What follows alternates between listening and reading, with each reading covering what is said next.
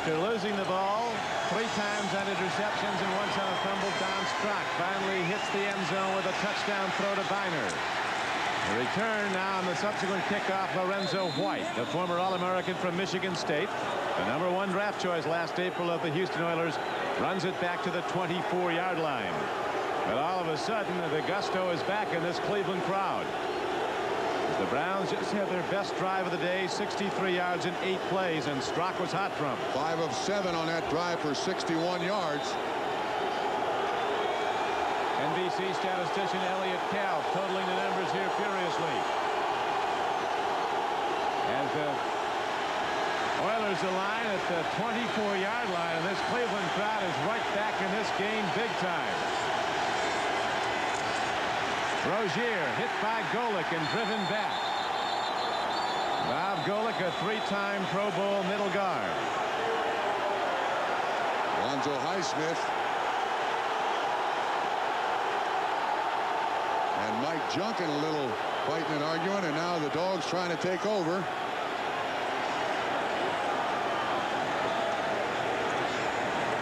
Rozier. Golick started out as a linebacker. He said his de-evolution took him to nose tackle. By the way, in case you're wondering, Mr. Golick put up the annual Christmas display in his locker this year, including trains and fake garlands and lights to the entertainment of all the Cleveland Browns. Become a Cleveland tradition here. It has. 5:25 to go, 3rd quarter. Oilers with the ball, 2nd down and 10. They lead by 9. Throw and a catch to Givens, and he's away from the defender. And look at Ernest Givens go as he's all the way out to the 49-yard line of Cleveland. What a player. 25-yard gain, and the Oilers strike when they needed it badly. Golick on Tennyson, the nose tackle there, tries to put pressure. His feet slide underneath him, and Minifield misses the tackle. The pass defense of the Cleveland Browns. Felix Wright finally got him. Has not worked today. These fast, little, quick wide receivers of the Houston Oilers out quick the defensive backs of the Cleveland Browns. Time and time again, they've gotten Houston out of trouble. Givens with 58 catches this season.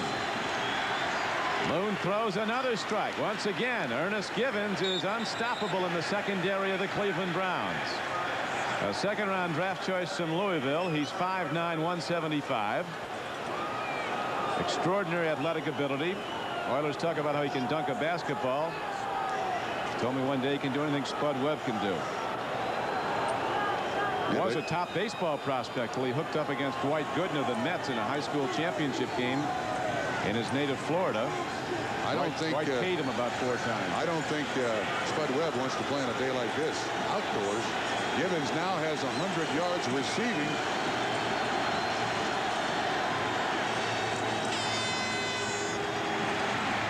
Alan Pinkett,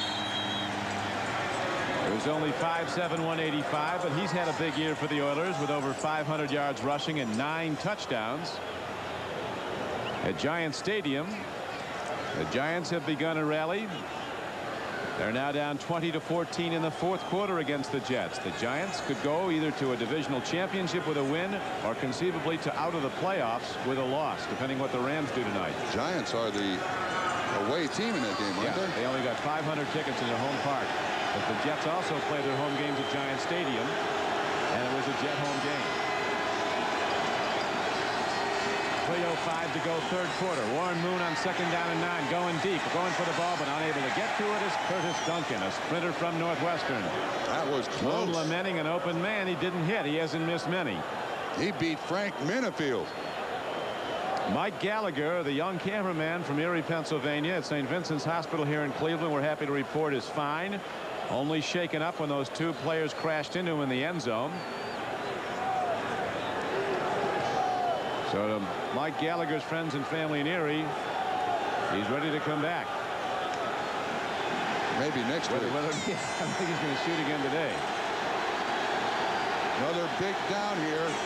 It's been Givens all day long for Houston. Blitz. They're down at 9. Long ball. Duncan goes for it, and Duncan loses it in the 50 inside the 15-yard line. Frank Minifield was covering 31. Felix Wright having a great year at safety for the Browns. He's been in just about every coverage they have. Well, Don, you know what? Duncan got behind Frank Minifield. Probably their best coverage cornerback. That's twice he's beaten him deep. Moon was kind of thrown off a back foot against the all-out blitz. He just triggered it as far as he could before it got to him. Now Greg Montgomery, the rookie from Michigan State, into punt for only the second time today. The ice cube. Gerald McNeil is back as Montgomery will try to place it out of bounds. 2:55 to play in the third quarter. Houston 23, Cleveland 14. Browns have to win to go to the playoffs. On the run, Gerald McNeil at 145 pounds. Takes on the big people and gets the ball to the 21-yard line. So Don Strock, who finally got hot on this cold day, the last drive, will be back on the field when we return to Cleveland.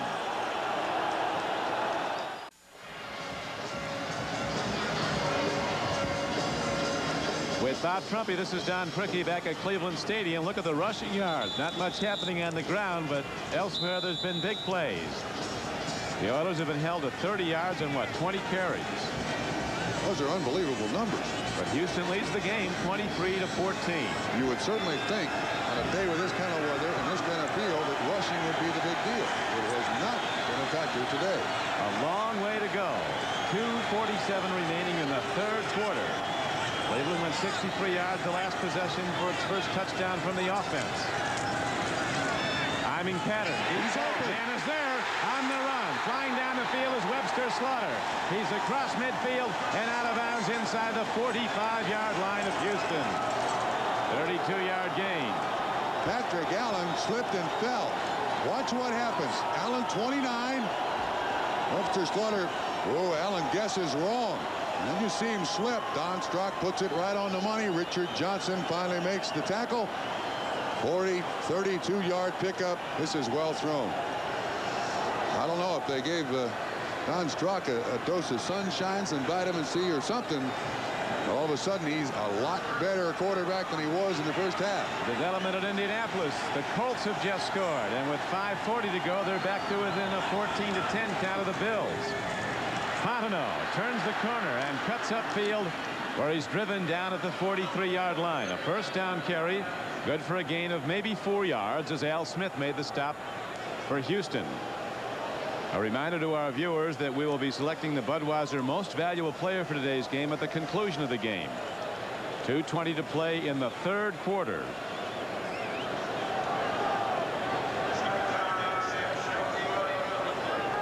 For the Browns to get in, they must beat the Oilers. Then they would host Houston next Saturday in the AFC wildcard game. For the Colts to get in, the Browns have to lose and the Colts have to win. For the Patriots to get in, Cleveland has to lose and the Colts have to lose. Houston is in as a wild card. Second down carry, good for a gain of close to 7 yards as Herman Fontenot runs the ball. This is a gritty second-half performance by the Cleveland Browns, Don, especially when you consider the Houston Oilers come out the opening drive and score. Cleveland scores their next time, and they're driving again. But they have it by the nose of the ball. First down, Cleveland. You were talking, Trump, and you've played on this field many times as a Bengal. Now, even though it was not frozen at the outset of the day, with the wind and the snow, over a period of 3 or 4 hours, it can get rock solid. Absolutely. It's like a pool table. It's like your driveway. It's like the street in front of your house. Very hard. Ryan Brennan comes out on the near flank. First down and 10, Cleveland. Oilers call a defensive shift. They send the blitz. Here's a timing throw, and it's just off target to Derek Tennell. Houston trying to come with a blitz. Well read by Don Strock. He goes to the audible. And then he just couldn't make the completion. Jeff Donaldson, 31, was the closest one to 81, Tennell. You can see him faking the blitz. And as a matter of fact, 25, Bostic is up in there. Just can't get the ball out to the tight end. There is Donaldson from Colorado. safety, making plays all over. Second down and 10, Cleveland. Late fake to Fontenot. Swing pass, hard thrown. Byner with good hands makes the catch, and he's ahead to the 29-yard line. Gain on the play of about 7. Bring up third down and 3 for Cleveland. Steve Brown, the left corner, and Robert Lyles, left outside backer on the stop. Marty Lyons sees his team slowly. Marty Schottenheimer sees his team slowly climb back into the game. Now going with 4 wide receivers, the Cleveland Browns are. Brennan is the sure-handed receiver, but Weathers has been the guy that Don Strock has found most often today. It's still the third quarter. Clock running, 35 seconds to play in it. Strock gets it away against a blitz. It's incomplete as Strock is hit by his main nemesis today, Domingo Bryant, who has intercepted him twice, returning one for a touchdown. You got a tough choice here. Go for the field goal or go for the first down. Now they're going for the first down. You can see the pressure again. Domingo Bryant untouched by anybody. Strock realizes it, actually does a great job of getting the ball off. And they're going for it, or at least going to act like they're going for it, on 4th down and 3. Watch Fontenot. They've hit Fontenot on this play earlier. He swings out of the backfield. He's aligned just in front and to the right of Strock. Blitz. They came early. That might be a free play. Downfield throws to the wrong side of Clarence Weathers. Now who's it on, offense or defense? I think it was a blitz, a safety blitz, and he looked like he left early, Bryant. If it was a defensive foul, it'll be a first down for the Browns on the 5 yards. It was a 4th and 4 play. That's the call. Wait a minute. Okay, I was going to say the Cleveland Browns players were indicating against Houston, but it does go against the Oilers. You do need to have a striped shirt to say it also. Yes, you do. That's when it counts. Offside, defense, 5 yards, first down. An unnamed defensive player. We think Johnny Meads, the outside linebacker, coming on the blitz. I'll tell you, it's news when Johnny Meads doesn't blitz. He blitzes almost every down.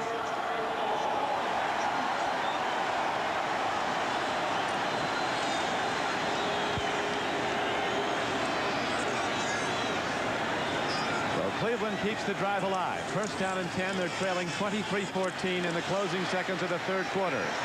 Tip ball. Oh, incomplete.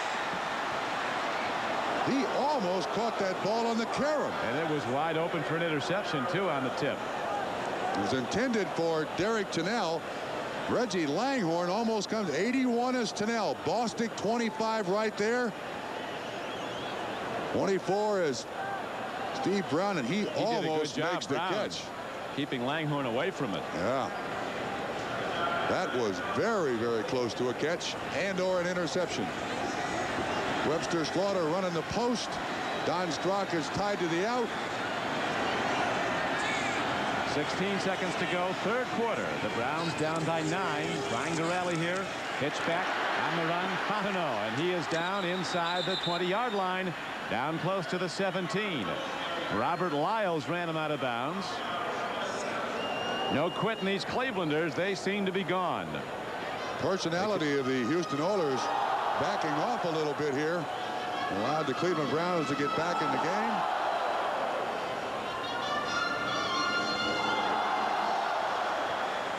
Pittsburgh closing out big against Miami.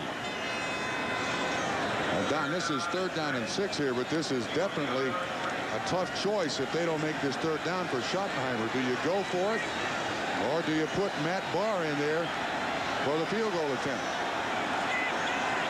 4 wide receivers in the game. 3rd down and 6. Here's a throw. A catch. It's taken in nicely by Webster Slaughter. That's enough for a first down. Enough. He appears to have the first down. So on the concluding play of the third quarter, the Cleveland Browns drive on, and what could be the start of an historic comeback in Cleveland. At the end of the third quarter, the score, Houston 23, Cleveland 14. We'll be right back after these messages from your local station.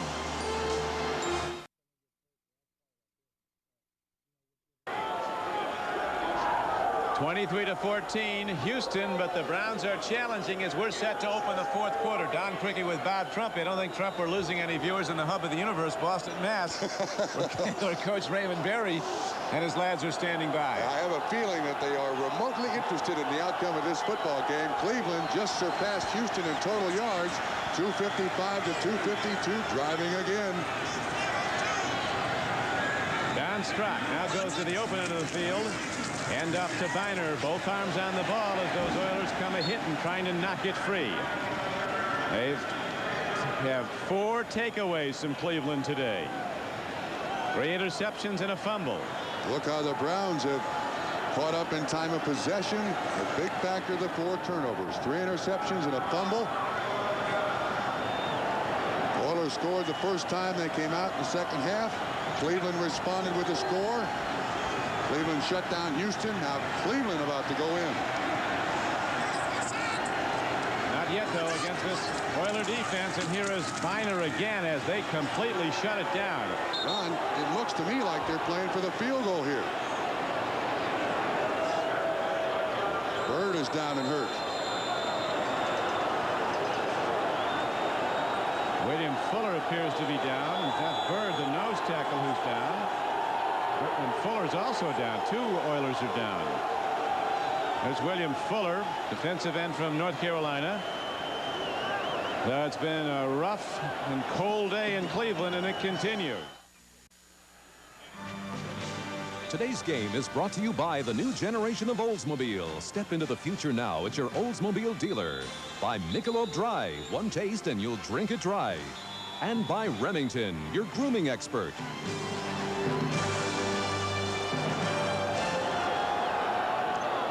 Jerry Glanville looks on as his Oilers seem to have this game locked. They might have to go through this same exercise next week in Cleveland if they can't hold them up. Free ball in the air. It's caught by a Brown down to the 2-yard line. Whereas the tip balls and the breaks were going against Cleveland in the first half. Now they're with the Browns as the snow falls in Cleveland. Herman Fontenot picked up the tip ball. And it's going to be 1st and goal, Cleveland. Byner is the intended receiver. Bounces off his hands, off the shoulder pads of a Houston Oiler, just the way they design it. 1st and goal, Cleveland, and it just got a lot colder on the Houston Oilers sideline. The change in emotion has been absolutely extraordinary here in Cleveland. The Browns seem to be gone, down 23-7. Now they'll be back within 2 if they take it in and kick the extra point. Here's Byner, and he's in. Touchdown, Cleveland.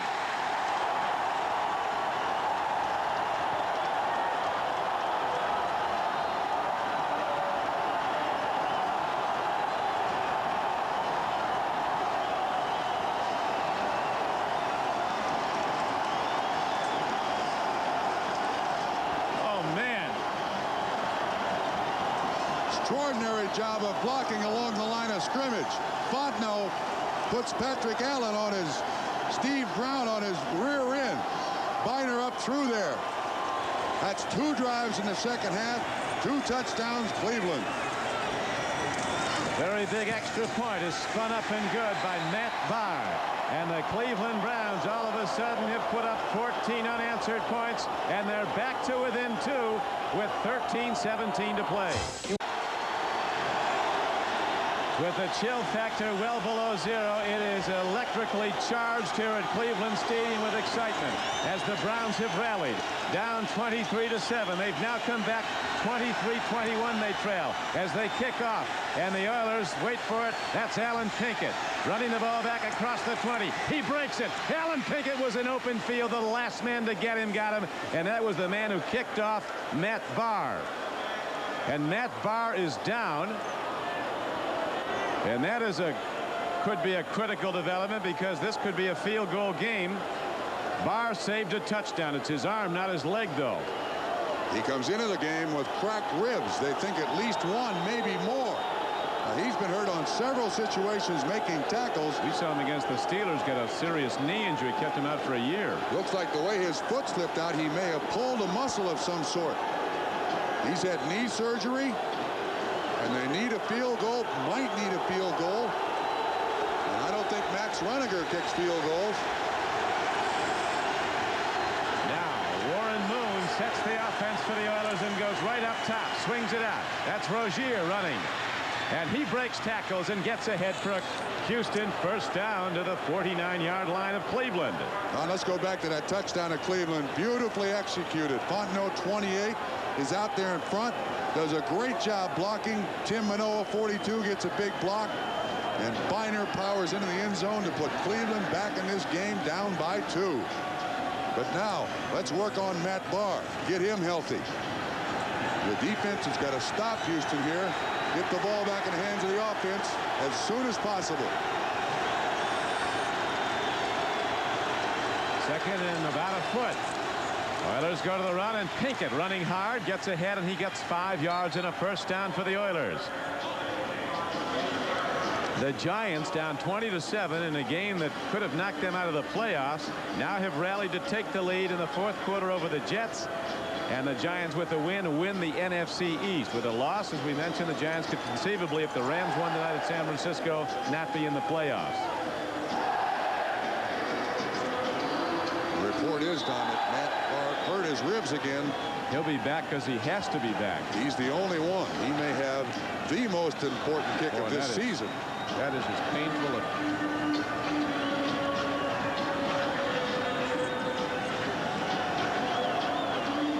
The Oilers now. They had a lot of offense in the first half throwing the ball, and they've gone right back to it. Warren Moon again executing well as we have an official timeout on the field. It appears the referee is coming over to talk to the replay official upstairs. Or question somebody about the clock. They're huddling there about the 47-yard line. Glanville has seen his team let this game emotionally slip out of their hands. Glanville, when he was a kid, told me today he snuck into the 57 Cleveland-Detroit Lions game at Tiger Stadium. NFL championship game. Here. No, in 57 it was in Detroit. In 56 he came here. Yeah, there's no 30-second clock. Cleveland and Detroit won that day 56-7. He grew up a Detroit fan. He's from a little town called Perrysburg, Ohio. Was that near Toledo? Yeah, near Toledo. He was a Detroit Lions fan. Never forget, Bobby Lane threw a touchdown and a fake field goal to open the scoring. Here's a swing pass. Alan Pinkett. And he darts for the 12th man and gets out of bounds. On a first down play, he got only 2. And now, while we have a moment, let's go to NFL Live in New York. Here's Bob Costas. Bob? All right, hoping for a Cleveland loss, the Colts have rallied, trying to do their part on this 7-yard scoring pass from Hogaboom to Bentley. Hogaboom playing in place of the injured Chris Chandler. Following the extra point, they take the lead on the Bills, 17-14 in the fourth. Things are changing every moment. Unbelievable quote. The curtain comes down this regular season. It's probably the most dramatic ending. So many games meaning so much. And here is a throw, and it's lost by Givens. And he is straightened out. Brian Washington knocks him down. Shortly, those of you in Kansas City and Seattle will be leaving us. We'll keep you informed of the game through the rest of the afternoon on NFL Live. That ball thrown high. Givens really took a shot. You see Givens get it down, get it down. Warren Moon's numbers on a day like today, absolutely remarkable. No turnovers by Warren Moon. He got that one fumble, and it was not his fault. Not thrown an interception. No interceptions, I said. Yeah, he fumbled when he was hit on that free blitz shot Dave Grayson put on him. 11:27 to play. 3rd down and 7. Here's a throw. And is it caught? It is. What a play by Givens. A sensational play by Ernest Givens, who caught it knee-high against 2 defenders, and he gets Houston a first down. There's a flag go against Houston. Might be a holding call against the Oilers. It's an illegal motion that brings the play back. So instead of a first down, it'll be 3rd down and about 13. Illegal formation, number 77 offense, not up on the line of scrimmage. 5 yards, still 3rd down. Yeah, Bruce Davis, you see offensive tackles a lot of times nowadays. They sit up in the 2-point, and your shoulders must be lined up down the line of scrimmage.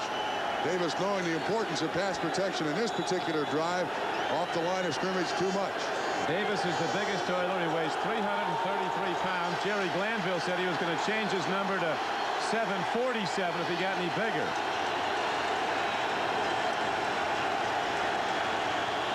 Third down and 13. Down the middle it goes, and Drew Hill can't get to the ball. As Sam Clancy had the rush, and Warren Moon also rushing on the play was Carl Hairston. And now the Cleveland Browns will get it back on a Houston punt. Great coverage that time by Stephen Braggs. He was right in front of the intended receiver. There he is on the sideline. He did his job. Now I think Houston has to protect against a block punt attempt here by Cleveland.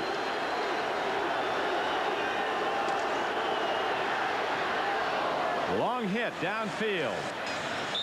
Oh, that's knocked out of bounds by Greg Montgomery inside the 10-yard line. We'll see where they mark the ball. As Montgomery looks downfield, and the clock shows 10 minutes and 54 seconds to play. About the 10, you're right. First and 90 for a trip to the playoffs for the Cleveland Browns. The long field to go for the Browns, but they've moved it for touchdowns their last 2 possessions. And that's how it looked 38 years ago in the early days of network television coverage, black and white coverage, as we go to living color when the Cleveland Browns first came into the National Football League in 1950. The then commissioner of the NFL, Bert Bell, said first let them get a football. The Browns brought in more than that. They won a league championship their first year in the NFL. Today they're trying to rally to get into the playoffs for a 4th consecutive year. As you know, the last 2 years they've gone to within 1 game of the Super Bowl, losing to Denver. Art Modell, the president and owner of the Cleveland Browns, looking on when it seemed all was lost. Now the motion is picked up in Cleveland as the Browns have rallied for 14 straight points, and they trail by just 2. Oiler defense digs in as the traction is poor on this frozen tundra. Strock out pattern. Byner has it, breaks 1 tackle, takes on another, and Byner is thrown out of bounds. Gain on the play of about 7 yards. Ron, here's the story of this game. In the first half, the Cleveland Browns had no success whatsoever and trailed 16-7. They're only points by the defense. Second half, it has certainly turned around, hasn't it?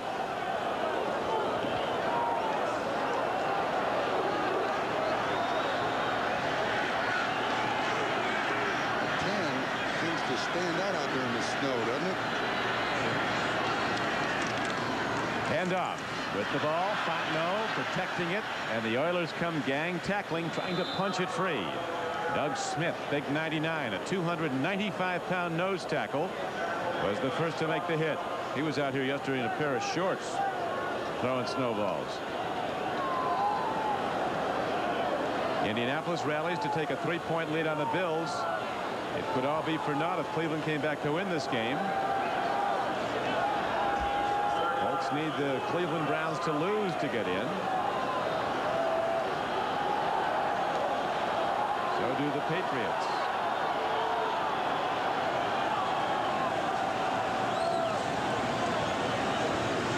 Third and short now as Strock sets in the shotgun. He needs 2. He gets it. And a catch to Langhorne.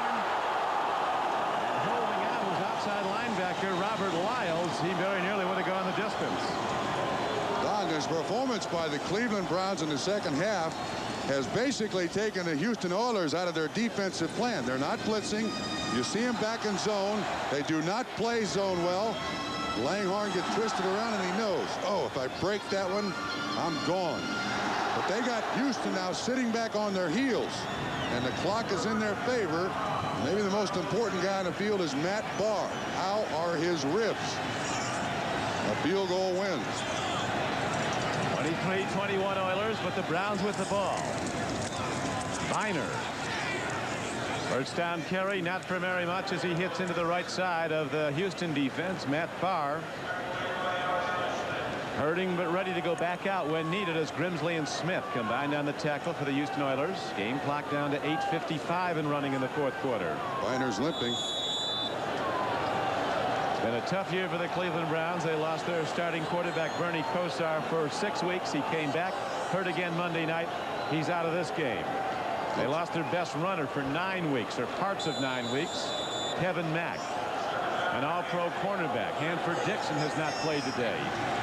Now you got Tim Manoa in there, who has had this penchant for fumbling. He won't get it. He'll block.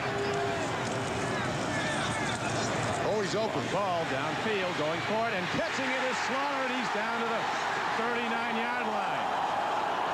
Langhorne gets it. 88 Langhorne comes down with the ball. A 26-yard gain. Patrick Allen, the man in coverage. 29. Ball underthrown slightly. Allen not looking at it. Langhorne does. There have been some big plays by the Cleveland Browns in this half. See the little hand on the back? No call. He catches the ball. Stays inbounds. First down. Now Matt Bahr's got to get up, start warming up here. Well, there's a lot of time left. 8:33 to play. The Browns turned it over 4 times in the first half, not at all in the second half. Pitch back, Langhorne blocking and running with the ball is Fontenot. And he's ahead for a good gain. He apparently is going to be inside the 35-yard line. Don, look at the Houston Oilers. Suddenly, Meads is down on the ground, suddenly moving a lot slower. The defense is.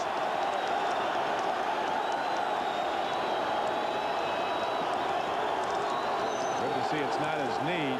Johnny Meads missed a year and a half with a reconstructed knee and has played terrifically since as they dust off the yard marker. That's an optimistic Cleveland Municipal Stadium employee. He is dusting off the goal line. To inform the fans watching once again, if Cleveland wins, they do it again here next week. Doubleheader day on NBC Sports. The Seahawks and the Raiders play at the Coliseum in Los Angeles. The winner wins the AFC West and goes to the playoffs. The loser is out. Also, as a second game, parts of the country will see Kansas City play the Chargers at San Diego. We'd also like to extend very best wishes and continued good health and success to the head of NBC Sports West Coast Operations Director, Phil Brown, who is retiring.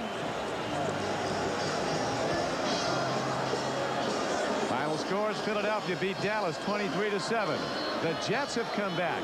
O'Brien to Al Toon, and the Jets now lead the Giants 27-21 with 37 seconds to play. There's Matt Bahr warming up. We still have Johnny Meads down on the ground. I don't want this to be taken badly, but there are a lot of instances in professional football where players are injected for injuries with pain-numbing substances. I asked Matt Bahr about, can you get your ribs shot to kick? And he said, I had a very bad experience with a reaction to one of those injections in college, and I don't even take aspirin. So whatever pain he's got because of those cracked ribs, he must endure in what might be a game-winning field goal situation. He'll sacrifice his body for love of the Browns. 8:27 to play in the game. Houston leads 23-21. Cleveland driving. Second down. Pitch back. Fontenot cutting back somehow on this frozen field. He got only to the line of scrimmage, though. Maybe he lost half a yard, and that'll bring up third down and just under 3. Free safety Jeff Donaldson was on the play for the Oilers.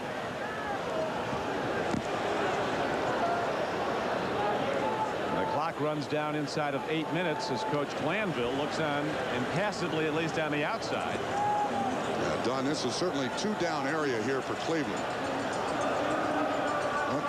10, 20, they're at about the 32. This is definitely 2-down area. Browns 8 of 14 on third down. 3rd and 2. He's going to throw. Manoa swings it out. A live ball very nearly picked up. Now here is a huge play. A huge play. John Grimsley tipped it. They've got to go for it. On 4th down and 2, it's too long a field goal try. It'd be like 49 yards from the spot where the ball is put down. Now, last time they were in this situation, they drew Houston offside. 4th down and 2 for the Cleveland Browns at the 32-yard line of Houston. Byner's back in the ball game. Might be the biggest play of the Browns season to date right now. 4th and 2 from the shotgun. Browns trailing by 2. A throw and a catch and a first down. Langhorne makes the play. Hard thrown ball, and he was popped by Donaldson and Brown. But Langhorne, slow to get up, held on to make the play. And it's first down Cleveland at the 24-yard line of Houston. He paid the price. Little slant inside Steve Brown in coverage. Langhorne does a good job of handling the bump, and then Jeff Donaldson hammers him to the ground. He hangs onto the football. What a day for Reggie Langhorne. 6 for 68, and that was the biggest of all. Now the Browns are well within Matt Bahr's range. First down and 10 Cleveland. Brennan in motion. Second back, Fontenot weaves his way and gets down inside the 25 to the 22. And now, while we have a moment, back to NFL Live. Bob? Don, here it is at the Hoosier Dome, 4th and 15, and Jeff Herrod of the Colts will sack Jim Kelly. That finishes it. The Colts win 17-14, and they're in the playoffs to play at Houston if the Browns lose this game. Meanwhile, Buffalo has blown home field advantage to Cincinnati. Big things happen, and thank you, Bob. We have 6:34 to play here in Cleveland. Don Trickey with Bob Trumpy, as now the Cleveland Browns have second down and a long 7. Throw, open, touchdown Cleveland! Webster Slaughter. So Strock, who was almost run out of town in the first half, now becomes the toast of Cleveland, Ohio, with a line drive strike for a touchdown.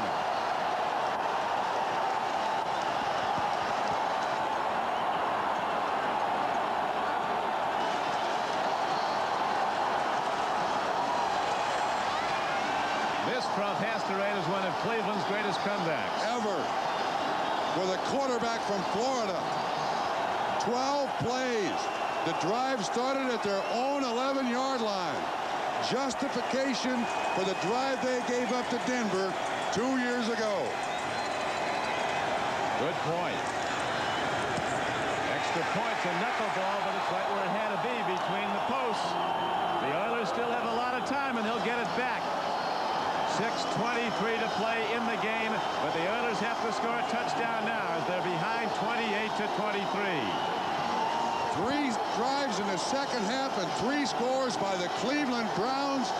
Webster Slaughter runs the slant. There is very little pressure on Don Strock from behind the offense. Watch Jeff Donaldson reading his eyes. Strock looks him off, and Slaughter makes the catch. When you have a veteran quarterback like Don Strock, looking off that free safety is key. Schottenheimer knows the play. Glanville, no.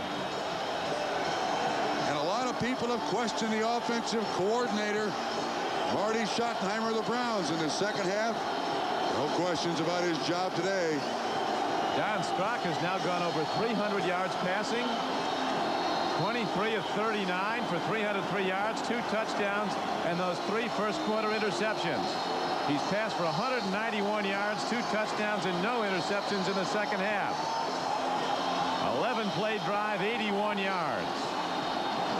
3 possessions in the second half, 21 points. Just like that. Now this has got to be painful for Matt Bahr.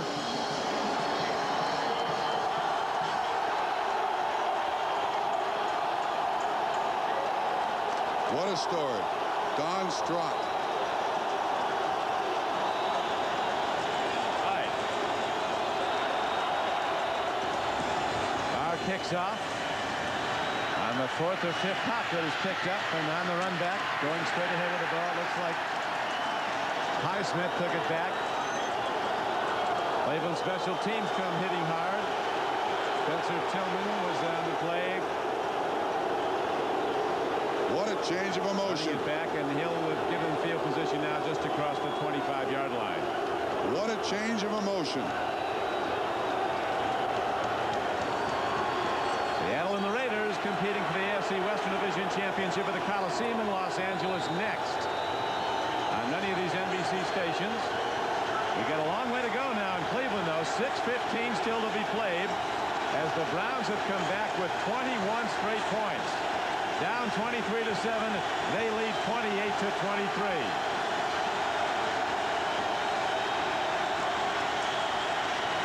Warren Moon swings it out. He's got Drew Hill, who's ahead for very close to first down yardage. A 1st and 10 play is good for about 9 or 10 yards. Dave Grayson, the outside linebacker, who put that blitz hit on Warren Moon that freed the ball and led to the Browns' first touchdown, was covering on the play. Now the tough choice for Dave Adolph, the defensive coordinator of the Browns. Do you cover or do you rush?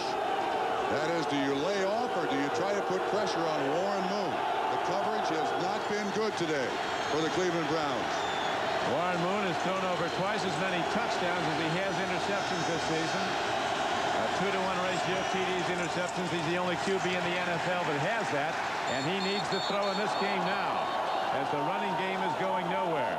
The Jets. Now, I would say the Jets have just scored their most important victory, the most valued victory by that franchise since they beat the Colts in the '69 Super Bowl, beating the Giants today. That's how much antipathy there is between those two teams that play at the same ball yard. They're at Giant Stadium today. The Jets get a winning season out of it, and they could conceivably have knocked the Giants out of the playoffs. They did knock them out of a divisional championship. The Giants must now sit and watch Rams play San Francisco to know whether or not they're still in the playoffs. Back to the snow and cold of Cleveland. Warren Moon and the Oilers with first down and 10. 5:08 to play. Moon stands in. Long ball. Man is out there, but Duncan cannot run under it. Curtis Duncan running free. He had a step on the defenders, but it was too long. Now back to NFL Live. Bob? Bob Costas back in New York. Here's how the Jets upset the Giants. Ken O'Brien 5 yards to Al Toon with just 37 seconds left. They win 27-21. Bill Parcells and the Giants don't win the NFC East. The Eagles do. The Giants are a wild card if the Niners beat the Rams tonight, but if the Rams win, they are in and the Giants are out.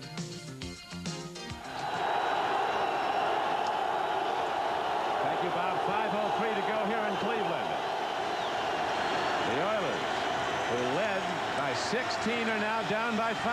Here's a throw, and is it a catch? It is not at the 49-yard line. Drew Hill made a diving play on the ball. Glanville and the Oilers are up against it now, but they are in the playoffs, Houston, before this game began, but they would have to come back here to Cleveland for the same scenario all over again. Matter of fact, he told the players, if you lose, you're going to spend the week here. But I can stand it. You guys can't. Obviously, he was joking.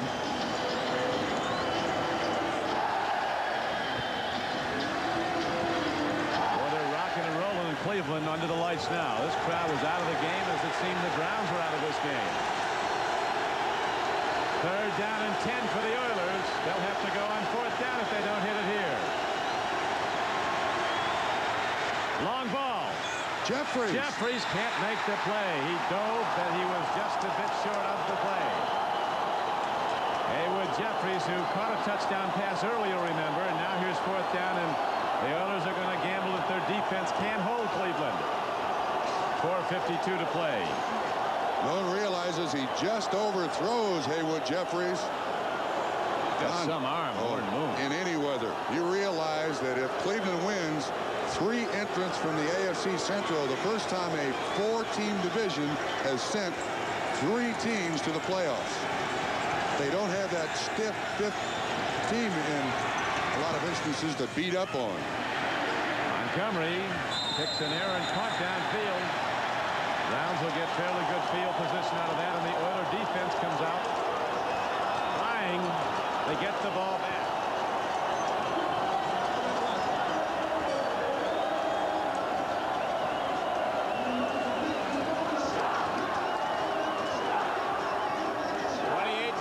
23. The Cleveland Browns lead it. If they can mount a drive here, they could put this game away and have home field in the wild card. And I think from what we said before probably holds true. This has to be one of their greatest comebacks in a storied franchise's history. Yes, Don, especially with the manner in which the Cleveland Browns have played in 1988. With all the injuries they've had, with the problems that Marty Schottenheimer has had, with the supposed rift between the offensive line and Bernie Kosar. If they win today, it cures a lot of ills in 1988.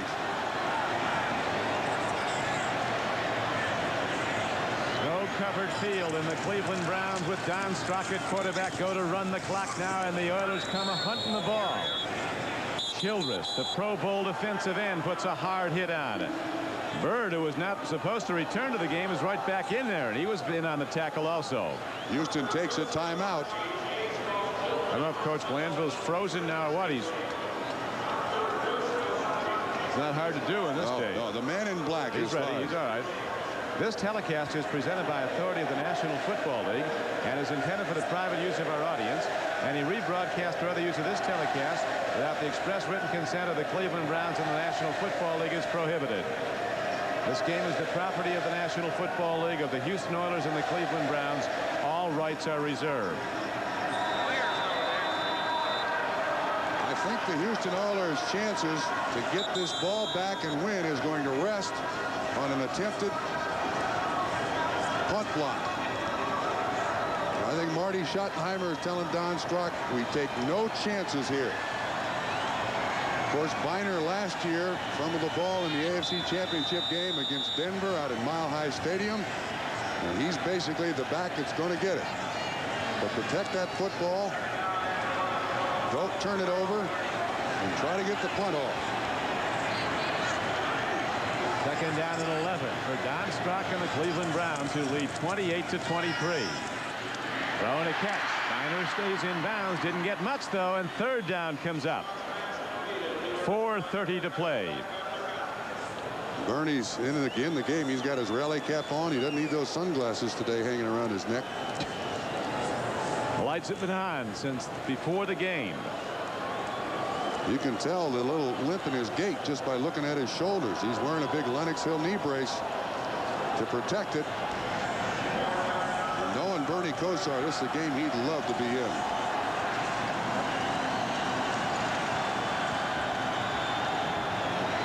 You'd think Don Strock would have had to leave the stadium in this town with a police escort after throwing interceptions on the first 3 drives. Now he's come back to be the hero. Here's another strike by Strock. And again, he goes to Webster Slaughter. Their last combination, you remember, was in the end zone for the go-ahead touchdown. This is an unbelievable performance by Don Strock. 18 yards on the catch. And whatever he said to himself, or somebody said to him at halftime, he has done the job. 12 weeks here in Cleveland after 14 years in Miami.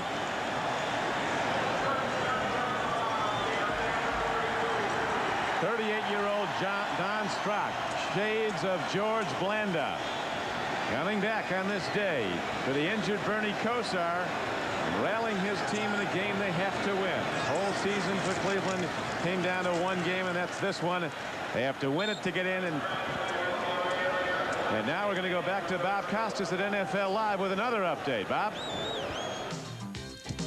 Don, after your game is finished in Cleveland, most of your viewers will see the Seahawks and Raiders battle for the title in the AFC West. It's tied now at 7 after David Craig threw this 35-yarder. The future Hall of Famer Steve Largent even up at 7 late in the first quarter at the Coliseum in L.A. Take a deep breath. Go back to work.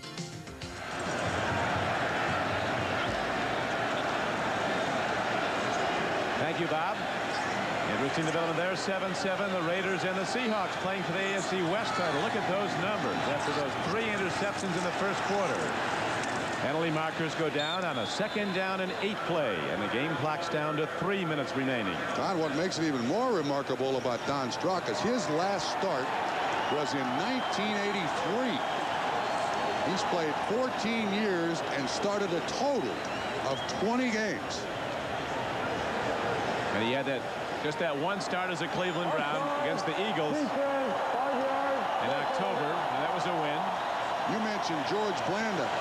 How about, does this remind you more of Earl Morrall Well, he played behind Earl Morrall, believe it or not, at one time in his career. He was behind Bob Greasy, behind Earl Morrall, behind David Woodley, and behind, of course, Dan Marino, who credits Strock with his greatness, or a lot of it, getting good so fast. Look at those Oilers hit. Bostic comes up and sticks, and so does Grimsley, 59, and the Oilers now call for a timeout with 2:38 to play. 3rd down and 3 comes up. It is very cold on Houston's side of the ball right now. Very cold. They're gonna, Jerry Glanville's gonna see his footprints in the snow next week here. They are going back to Houston for the week. And if somehow the Oilers can pull it out, they'll go back to Houston to host the wild card game. I think you take your chances here. 3rd down, I still say it may come down to an attempted blocked punt by Houston for their only chance to get back in the game, and warm weather sights when this game ends at the Coliseum, at Jack Murphy Stadium. The Colts rallied from a 14-3 deficit to beat the Bills and knock Buffalo out of home field. Cincy would have it if they win their first playoff game.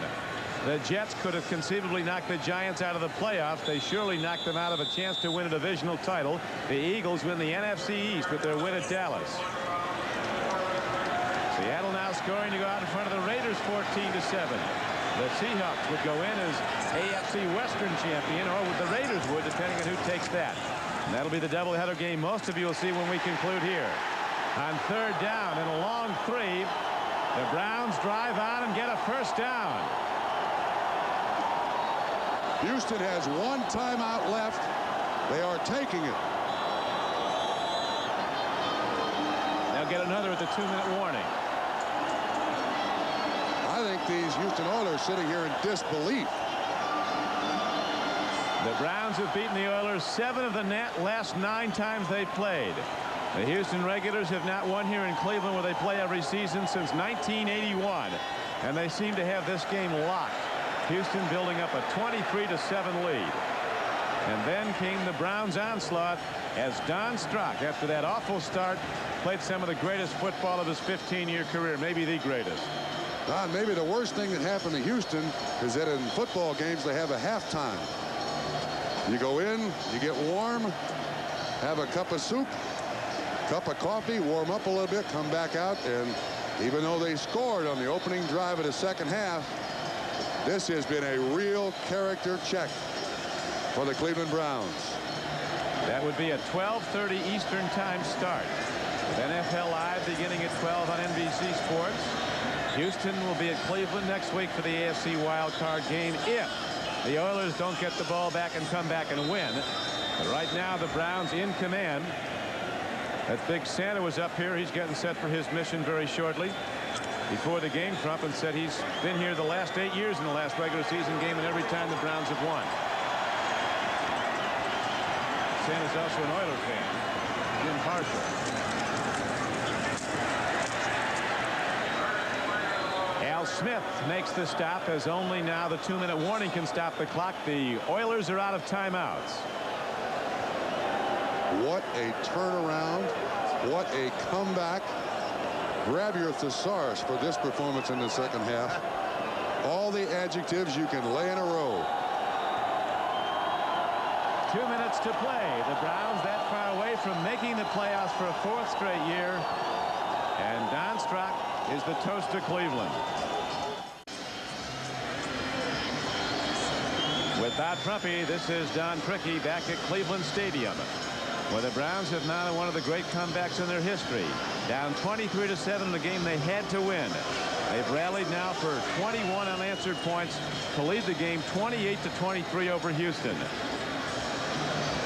And so it sets up the AFC wild card match. The next meeting will be the same as the last. Houston at Cleveland, unless somehow the Oilers are able to get the ball back and score a touchdown. 2 minutes to play. Houston's out of timeouts.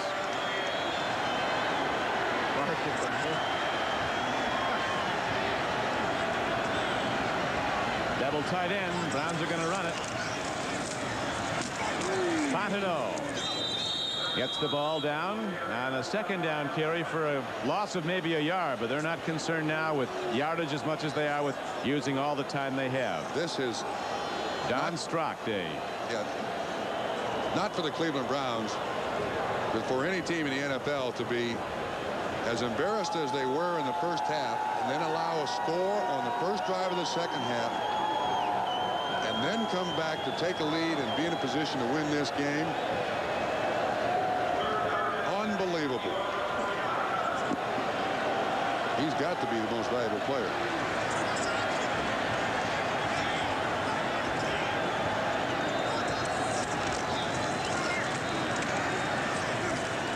Back to the run again, down to 1:09 to go, and the Oilers powerless to stop the clock.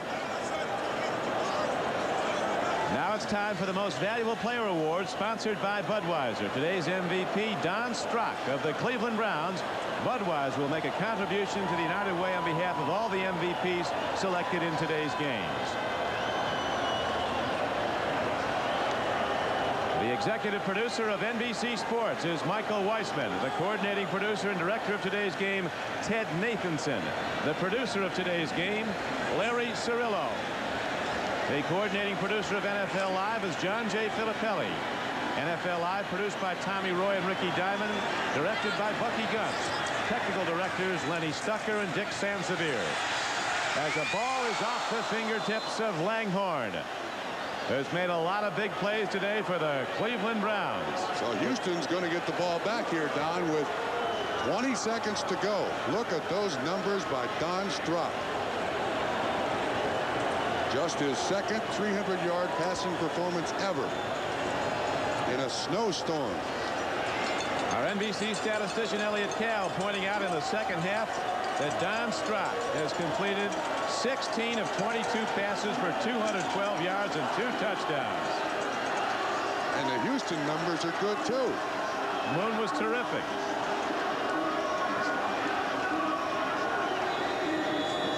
Of course, the Cleveland advantage here is they'll have defensive backs so deep because they need a touchdown to score. They'll give them the yardage in front.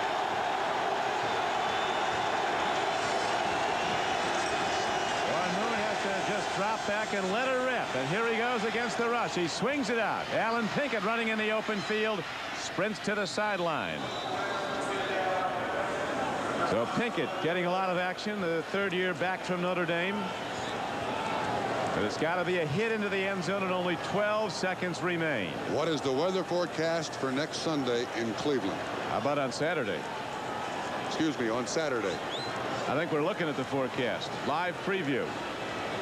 Coming up here once to play in this cold weather, Houston didn't care for. Coming up here twice. Not something they're interested in, but that's their fate.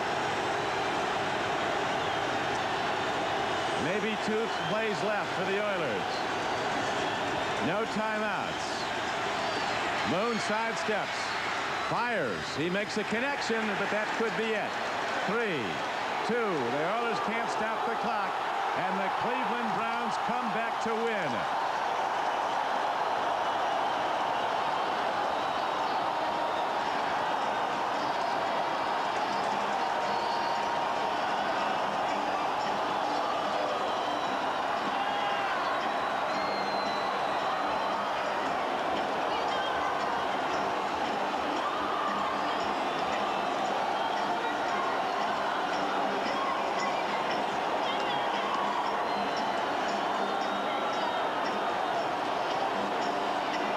Schottenheimer. He said emotion would turn the game, but emotion was gone from his team after those 3 first-quarter interceptions of his QB Don Strock. They'll be tough to beat next week.